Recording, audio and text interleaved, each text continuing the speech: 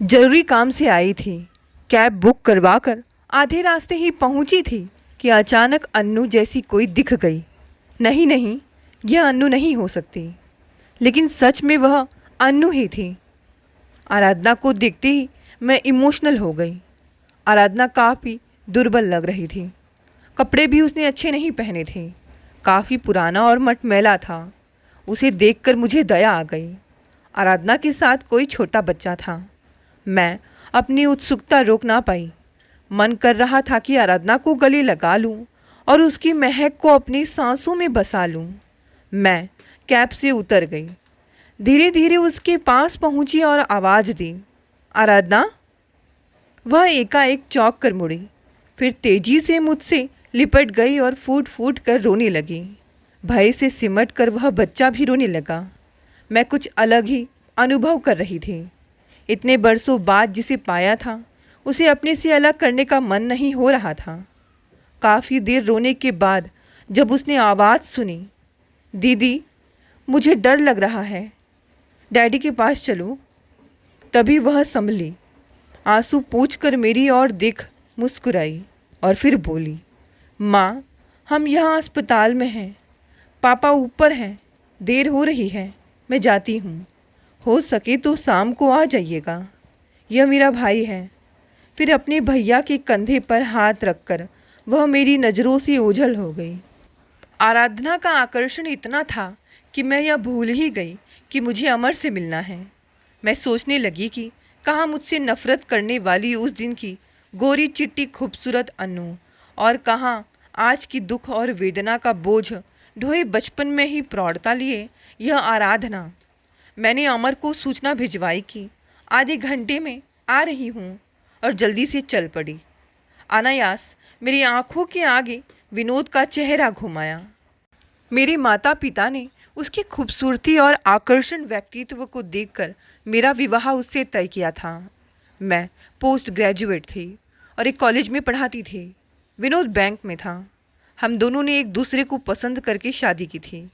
शादी के तुरंत बाद उसका तबादला दिल्ली हो गया, इसीलिए हम लोग वहाँ चले गए। शादी होते ही मैंने नौकरी छोड़ दी थी। हालांकि विनोद को यह अच्छा नहीं लगा था, परंतु मैं तबादले के झमेलों में पड़ना नहीं चाहती थी। दिल्ली जैसे महानगर में खर्च तो बढ़ते ही जाते हैं। एक दिन विनोद ने बात छेड़ी, मीना सारा दिन घर में बैठे तुम्हें घुटन महसूस नहीं होता? मेरा दोस्त कह रहा था कि कॉलेज में हिंदी प्राध्यापक की जगह खाली है, कहो तो बात चलाऊं? मैंने कहा, वैसे मेरी नौकरी करने की अभी इच्छा नहीं है। घर पर भी तो बहुत सारे काम होते हैं, बुनाई कढ़ाई आदि सीख रही हूँ। ढंग से खाना बनाना भी तो अभी ही सीख रही हूँ। विनोद को मेरी बात अच्छी नहीं लगी। उसने कहा, अभी तो हमारे बच्चे भी नहीं हैं। इतनी शिक्षा हासिल करने के बाद तुम्हारा इस तरह घर में बैठे रहना मुझे अच्छा नहीं लगता। फिर महंगाई भी कितनी है, तुम हाथ बटाओगी तो हम घर के लिए कुछ चीज़ें खरीद सकेंगे। विनोद की बात उस समय मुझे भी अच्छी लगी। उसी ने दौड़ धूप कर मुझे कॉलेज में नौकरी दिलवाई। दिन गुजरते गए। 8 वर्षों बाद ही आराधना का जन्म हुआ था। उसके जन्म के बाद से सब कुछ बदल गया।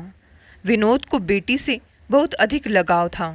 जब तक वह 5 साल की हुई तब तक मेरी सास हमारे साथ रही।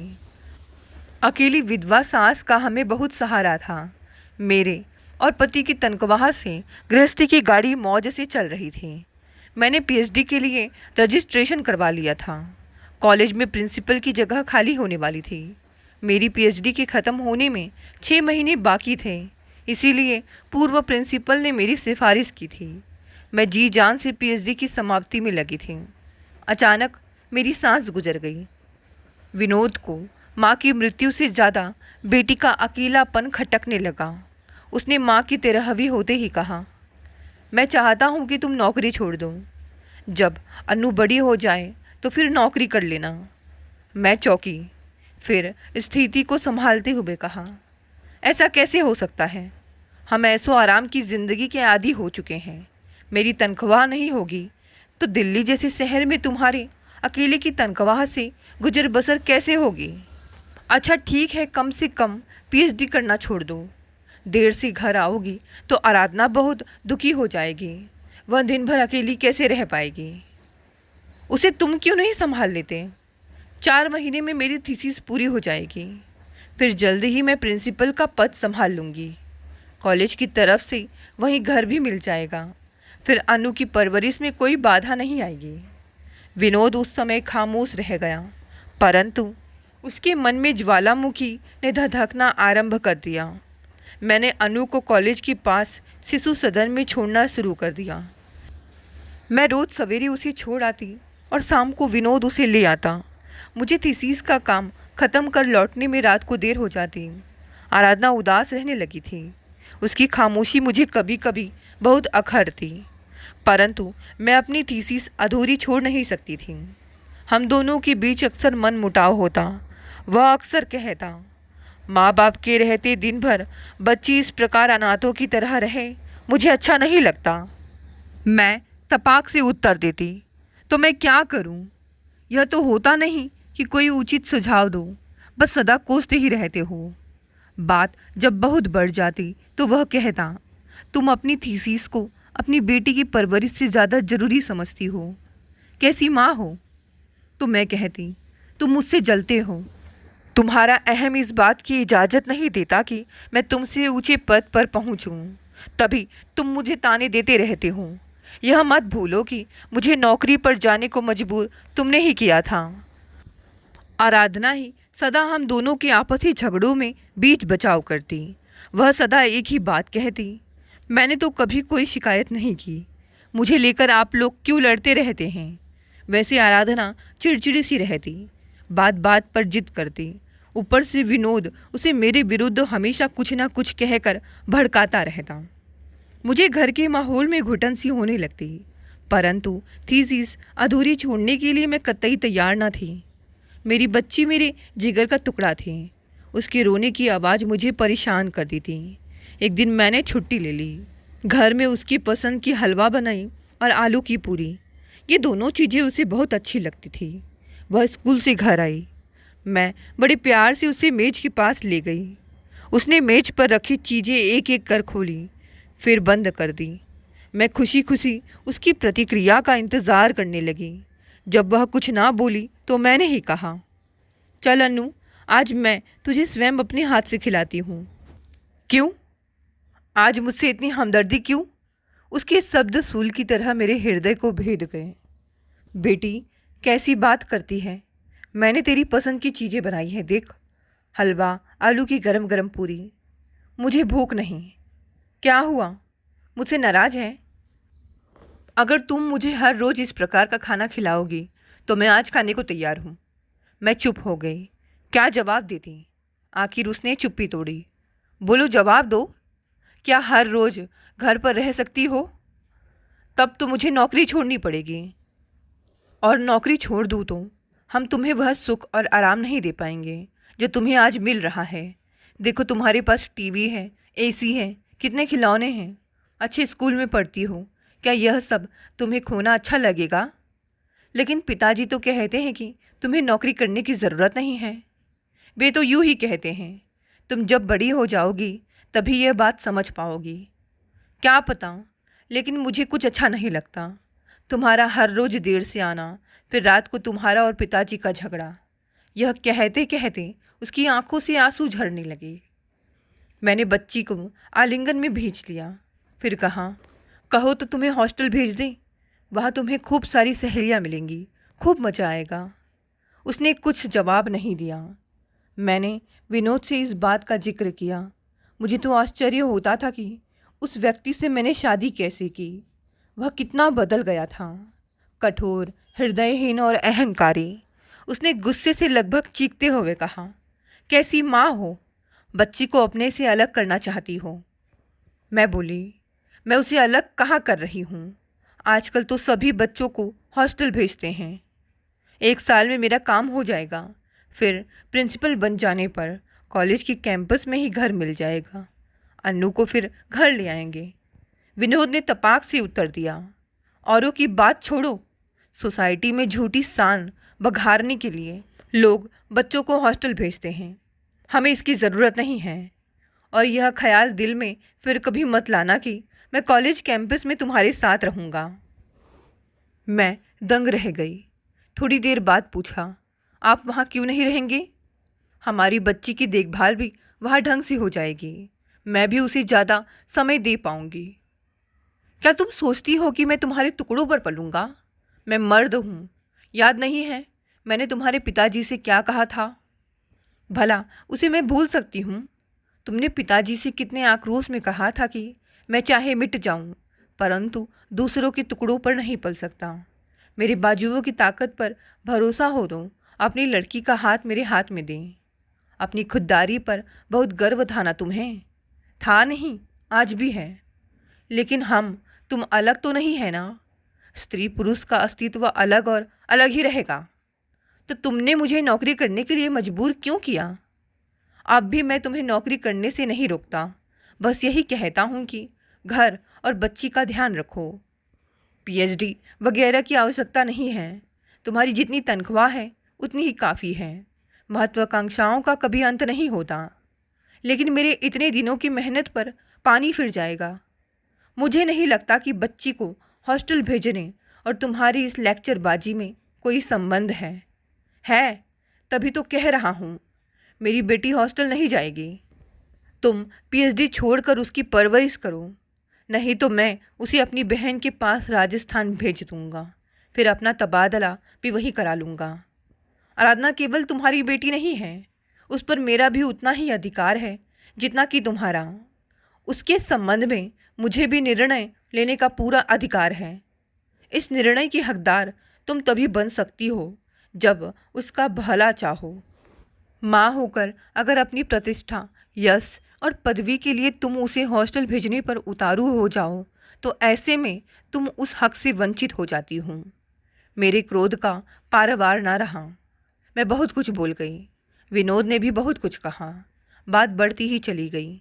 इतने में आराधना दौड़ती हुई आई और लगभग चीखती हुई बोली, बंद करो यह झगड़ा। नहीं रहना मुझे अब इस घर में। मैं बुआ के पास राजस्थान जाऊंगी। मेरा कलेजा मुंह को आ गया। ऐसा लगा जैसे किसी ने छाती पर गोली दाग दी हो। मैं एकदम से पलटकर अपने कमरे में चली गई। मन में विचार उठा, क्या अपनी पहचान बनाना गुनाह है? क्या मैंने कोई गलती की है? मुझे पीएचडी नहीं करना चाहिए क्या?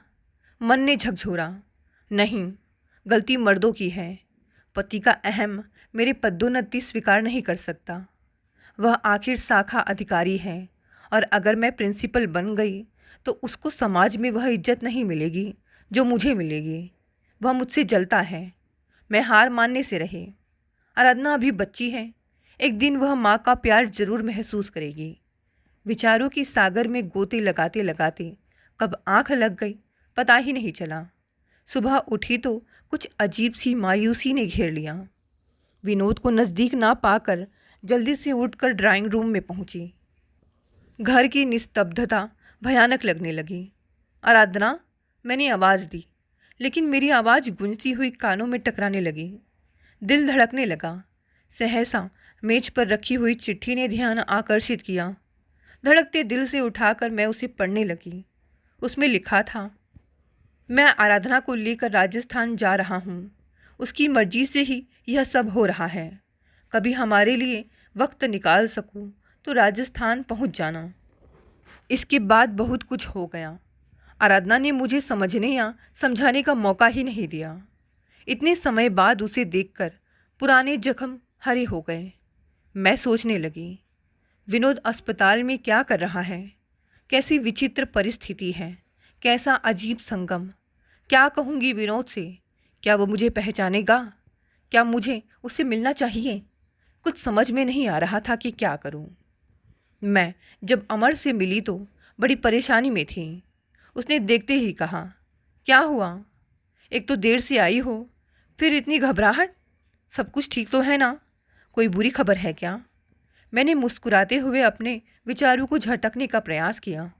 हम होटल के अंदर गए। मन में विचारों का बवंडर उठ रहा था। क्या अमर को सब कुछ बता दूं? क्या वह समझ पाएगा?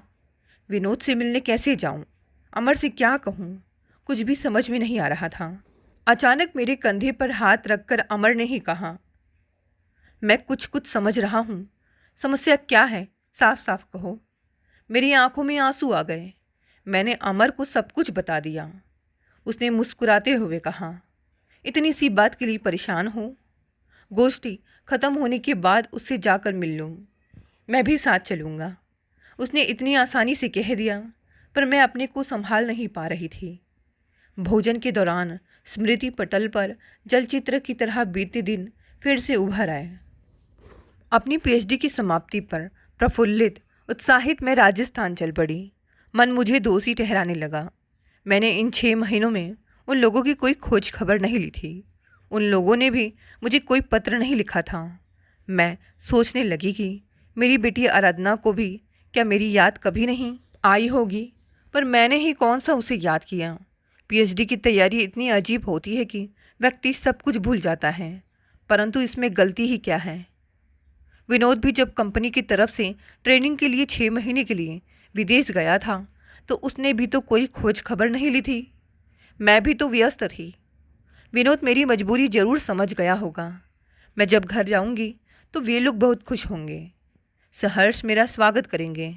मन में आशा की किरण जागी, लेकिन तुरंत ही निराशा के बादलों ने उसे ढक लिया। क्या सचमुच वे मेरा स्वागत करेंगे? मुझे अगर घर में प्रवेश ही नहीं करने दिया तो? संशय के साथ ही मैंने राजस्थान पहुंचकर ननंद के घर में प्रवेश किया। ननंद विधवा हो गई थी, अपना कोई नहीं था। आराधना से उसे बहुत प्यार था, बहुत रईस भी थी, इसलिए बड़ी शान से रहती थी। घर में नौकरों चाकरों की कमी नहीं थी। मैंने डरते डरते भीतर प्रवेश किया। विनोद बाहर बरामदे में खड़ा था। उसने मुझे देखते ही व्यंग भरी मुस्कुराहट के साथ कहा, मेम साहब को फुर्सत मिल ही गई। मैंने ज़बरदस्ती अपने क्रोध को रोका और मुस्कुराते हुए अंदर प्रवेश किया। अंदर से ननंद की कठोर व कर्कश आवाज़ ने मुझे टोका, जिस परिवार से तुमने 6 महीने पहले ही रिश्ता तोड़ दिया था, अब वहाँ क्या लेने आई हो? मैंने कब रिश्ता तोड़ा था? ननंद बोली, जब बच्ची को मेरे पास भेजा तो क्या संबंध तोड़ना नहीं हुआ? मैंने हैरान हो बरबस अपनी भावनाओं को काबू में रखते हुए कहा, दीदी, आपसे अपना अधिकार जताने या लड़ने नहीं आई हूँ। आराधना कानूनन आज भी मेरी ही बेटी है। मैं केवल उसे लेने आई हूँ। सफ़र की थकान और मई की लू के थपेड़ों ने मुझे पहले ही पस्त कर दिया था। ऊपर से विनोद के शब्दों ने मुझे और भी व्यथित कर दिया। उसने बेरुखी से कहा, आराधना को ले जाने का ख्याल अपने दिल से निकाल दो। वह तुमसे कोई संबंध रखना नहीं चाहती। मैंने आपा खोते हुए कहा, क्या रिश्ते कच्चे धागों के बने होते हैं जो इतनी जल्दी टूट जाते हैं? इतने में आराधना बाहर आई। मैंने सोचा था कि वह मुझसे गले मिलेगी, रोएगी।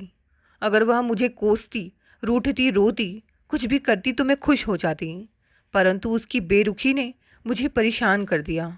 उसी ने कहा, माँ, क्या लेने आई हो यहाँ? शुक्र है तुम मुझे अभी माँ तो मानती हो। मैं तुम्हारे पास आई हूँ।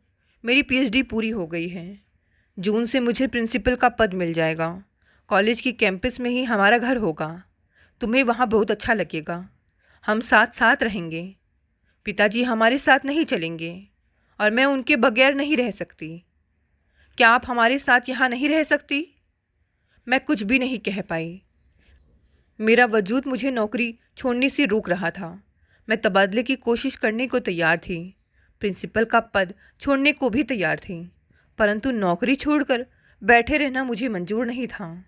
अगर मर्द का अहम इतना तन जाए तो नारी ही क्यों झुके? हम दोनों ने अपने अपने अहम के चलते बच्ची के भविष्य की बात सोची ही नहीं। फिर मैंने विनम्रता से और स्नेह से कहा, बेटी, मैं तबादले की कोशिश करूँगी, तब तक तुम मेरे साथ रहो। 1 साल के भीतर हम यहाँ आ जाएंगे। आराधना ने पलटकर पिता की ओर देखा। क्यों, मंजूर है? विनोद बोला। सोच लो, मैं वहाँ नहीं रहूँगा। तुम्हें घर में अकेले दीवारों से बातें करते हुए रहना पड़ेगा। फिर तुम्हारी माँ के कथन में न जाने कितनी सच्चाई बाद में मुकर जाए तो?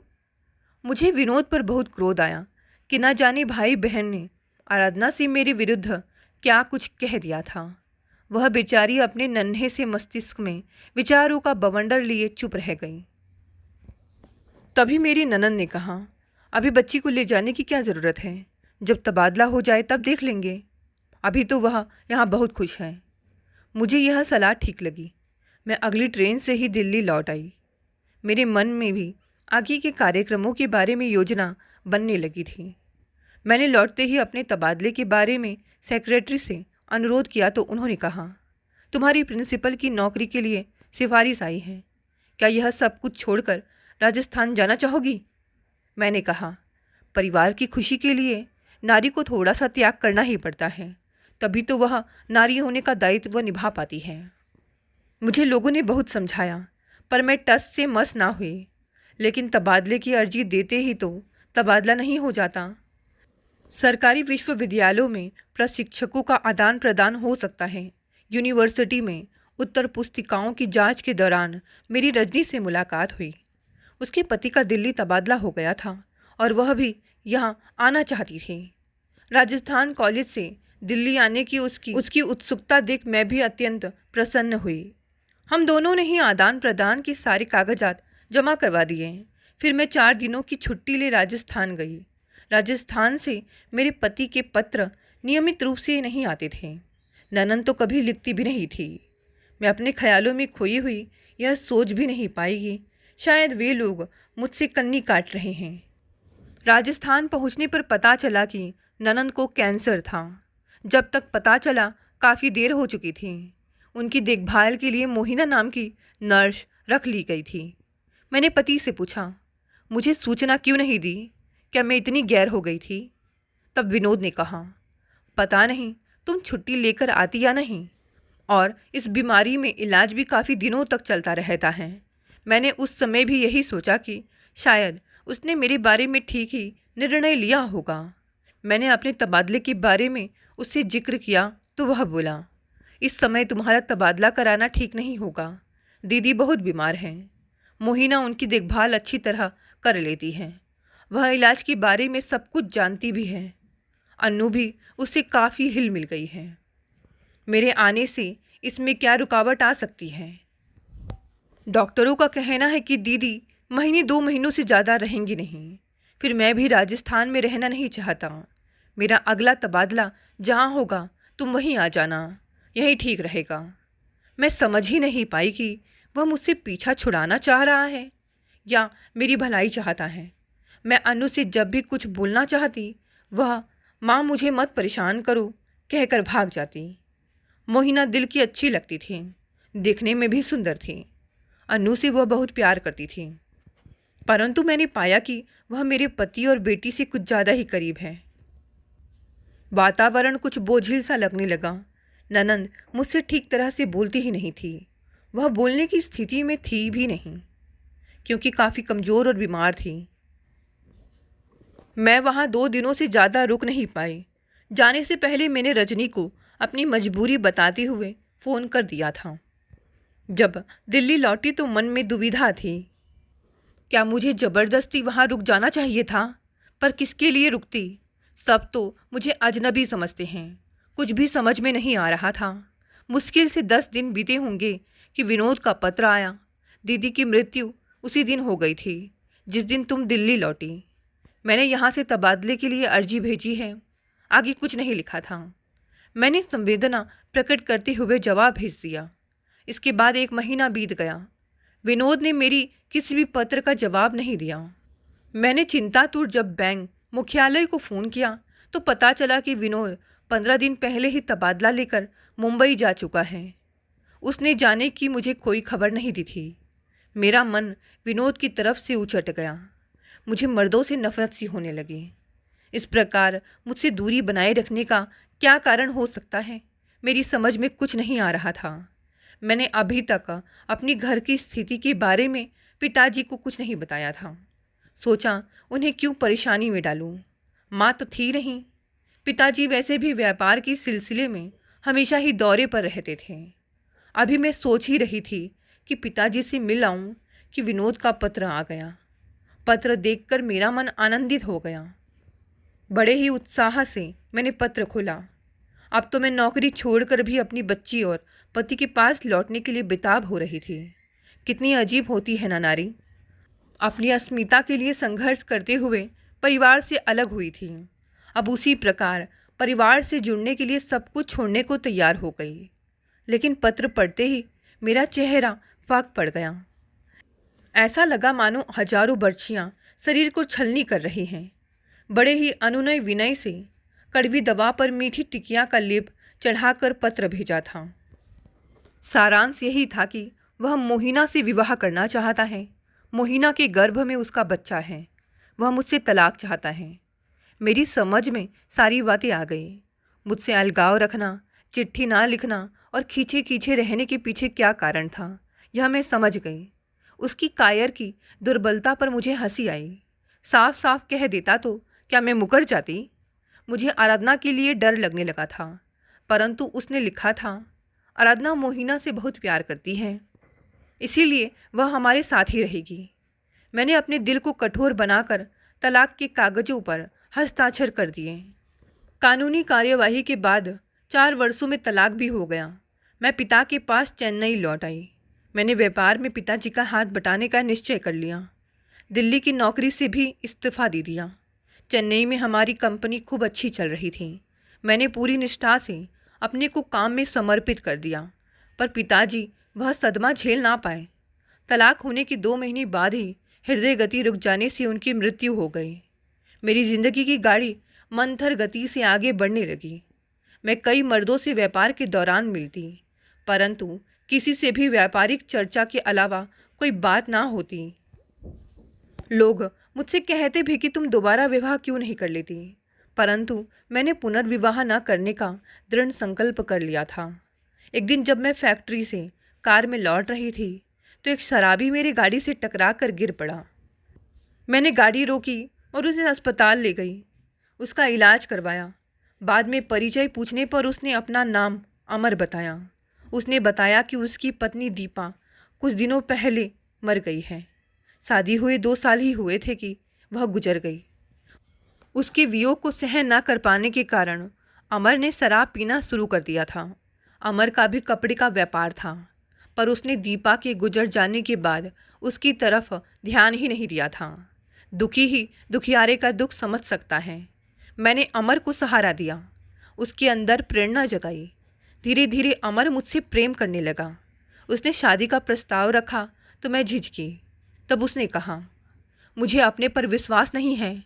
अगर तुमने मुझे ठुकरा दिया तो फिर मैं कहीं शराबी ना बन जाऊं।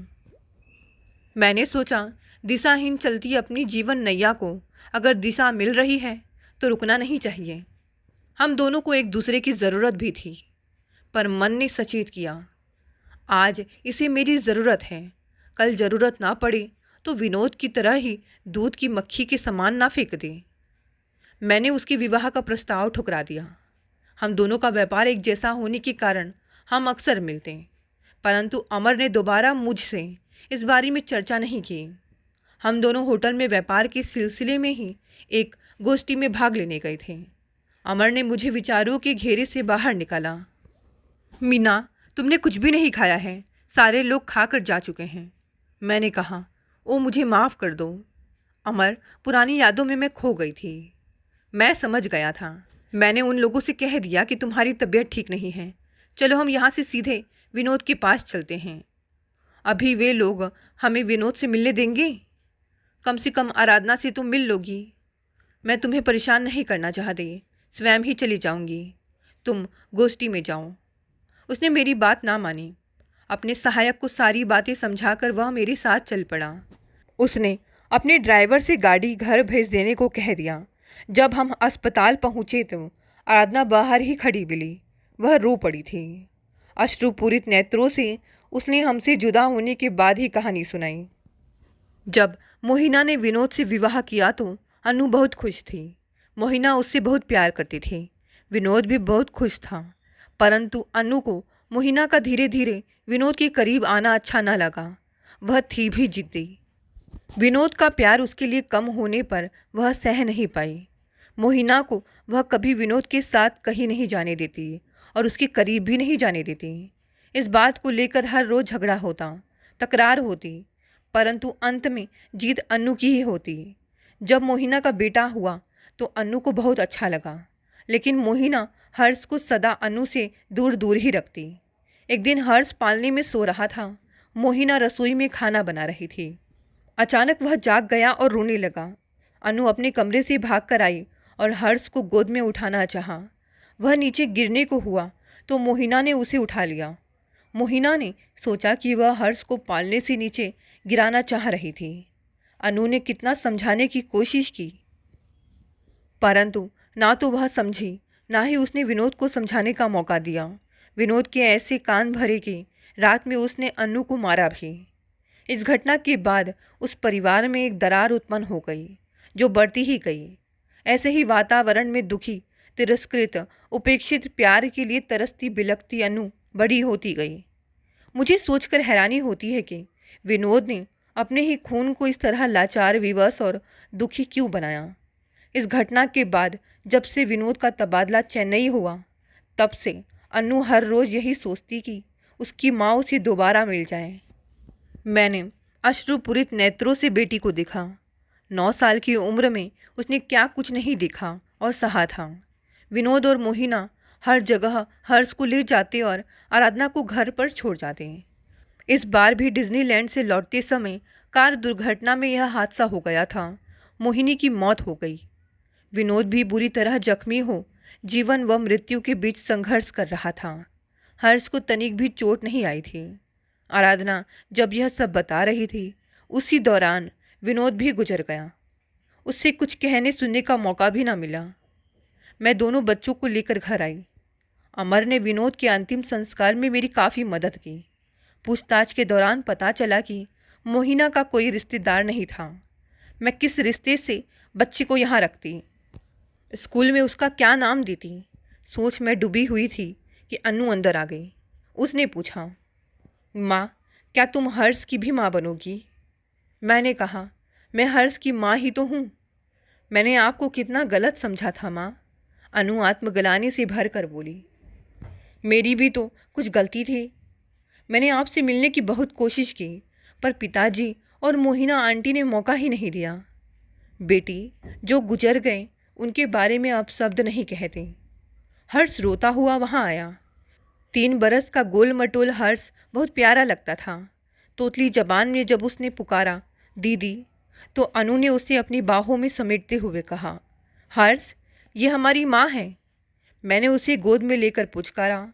वह बहुत देर तक मम्मी मम्मी कहकर रोता रहा। मैं सोचने लगी, जिस पति ने मुझे मेरी बेटी से इसलिए अलग किया था क्योंकि उसके अनुसार मुझ में ममता नहीं थी, स्नेह नहीं था, और अब समय का खेल देखिए, उसके बच्चे मेरी गोद में आ गए। इतने में अमर भीतर आया और बोला, आज इन बच्चों की परवरिश के लिए पिता का स्थान मुझे दे सकोगी? मैंने कहा, हमारे बच्चे होंगे तो क्या होगा? सरकार के परिवार नियोजन का बोर्ड नहीं देखा? 2 बच्चे बस। इन बच्चों को हमने साथ साथ ही पाया है, इसीलिए मैंने इनका संरक्षण बनकर जीवन गुजारने का निश्चय कर लिया है। इससे आगे मुझ में इनकार करने की शक्ति नहीं थी। परंतु मैंने आराधना को बुलाकर पूछा, अमर अंकल को पापा कह सकोगी? अगर हर्ष के लिए तुम माँ हो तो अंकल हम दोनों के पापा हुए ना। हम उस अनजाने पल में एक दूसरे से पूरी तरह बंध चुके थे। मैंने आभार भरी दृष्टि से अमर की ओर देखा। मेरी नज़रों में छिपी सहमति अमर की नज़रों से छिप ना सकी। दोस्तों, ये कहानी यहीं समाप्त हो गई। कहानी पसंद आए तो इसे लाइक, शेयर, कमेंट करें। नए हैं तो चैनल को भी सब्सक्राइब कर लें। धन्यवाद दोस्तों, मिलते हैं अगली नई कहानी से।